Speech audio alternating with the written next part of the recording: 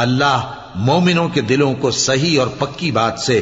دنیا کی زندگی میں بھی مضبوط رکھتا ہے اور آخرت میں بھی رکھے گا، اور اللہ بے انصافوں کو گمراہ کر دیتا ہے، اور اللہ جو چاہتا ہے کرتا ہے۔ کیا تم نے ان لوگوں کو نہیں دیکھا جنہوں نے اللہ کے احسان کو ناشکری سے بدل دیا اور اپنی قوم کو تباہی کے گھر میں لا اتارا، یعنی دوزخ میں، کہ سب ناشکرے اس میں داخل ہوں گے اور وہ برا ٹھکانہ ہے۔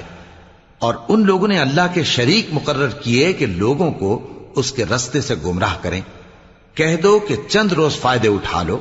آخر کار تم کو دوزخ کی طرف لوٹ کر جانا ہے۔ اے پیغمبر، میرے مومن بندوں سے کہہ دو کہ نماز پڑھا کریں، اور اس دن کے آنے سے پیشتر جس میں نہ اعمال کا سودا ہوگا اور نہ دوستی کام آئے گی، ہمارے دیے ہوئے مال میں سے پوشیدہ اور علانیہ خرچ کرتے رہیں۔ اللہ ہی تو ہے جس نے آسمانوں اور زمین